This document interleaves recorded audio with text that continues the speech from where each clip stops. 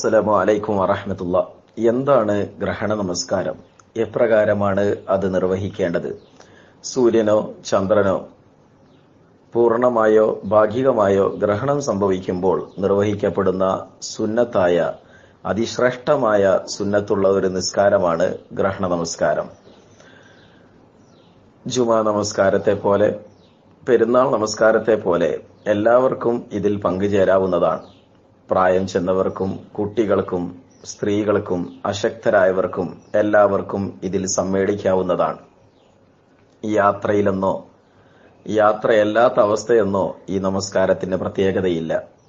എല്ലാ സന്ദർഭങ്ങളിലും ഇത് നിർവഹിക്കാം.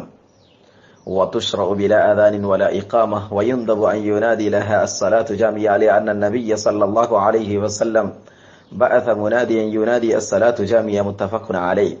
ഇതിന് പ്രത്യേകമായ ബാങ്കോ ഇഖാമത്തോ ഇല്ലെങ്കിലും അസ്സലാത്തു ജാമിയ എന്ന് വിളിച്ചു പറയുക എന്നത് പ്രവാചക ചര്യയുടെ ഭാഗമാണ് താനും. ജമാഅത്തായും ഒറ്റക്കായുമെല്ലാം ഇത് നമസ്കരിക്കാമെങ്കിലും അപ്രകാരം പതുക്കെയും ഉറക്കയുമെല്ലാം ഇത് നിർവഹിക്കപ്പെടാമെങ്കിലും ഖുത്ബയോടുകൂടിയും ഖുത്ബയില്ലാതെയും ഇത് നമസ്കരിക്കാമെങ്കിലും പ്രവാചകർ സല്ലല്ലാഹു അലൈഹി വസല്ലം ജമാഅത്തായി നമസ്കരിച്ചതായി കാണാൻ കഴിയുന്നതാണ്. അതുതന്നെയാണ് ഏറ്റവും ശ്രേഷ്ഠകരം. പ്രവാചകർ സല്ലല്ലാഹു അലൈഹി വസല്ലം പള്ളിയിൽ വെച്ചാണ് ഗ്രഹണ നമസ്കാരം നിർവഹിച്ചിട്ടുള്ളത്.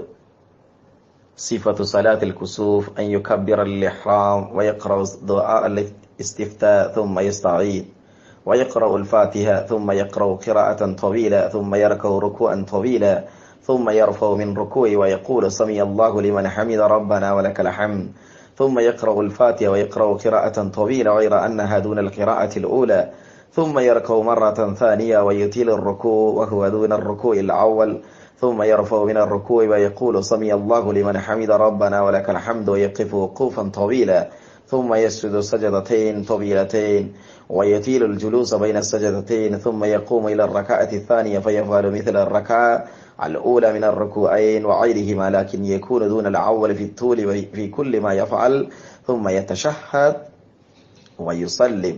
നിസ്കാരത്തിന്റെ ഏകദേശ രൂപം കാണാൻ കഴിയുന്നത് തക്ബീറത്തുൽ ഇഹ്റാമിന് ശേഷം ദുആ ഉൽ ഇസ്തിഫ്താഹ് നിർവഹിക്കുക, ശേഷം അഊദു ബില്ലാഹി മിനശ് ശൈത്താനിർ റജീം എന്ന് ചൊല്ലി ഫാത്തിഹ ഓതുക, അതിനുശേഷം സുദീർഘമായ ഖുർആൻ പാരായണവും അതുപോലെ തന്നെ സുദീർഘമായ റുക്കൂഉം നിർവഹിക്കുക.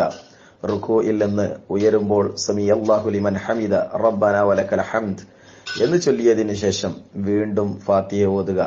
അപ്രകാരം ഖുർആൻ പാരായണവും ആദ്യത്തേതിൽ നിന്ന് ചുരുങ്ങിയ രൂപത്തിലുള്ള റുക്കൂഉം ചെയ്യുക.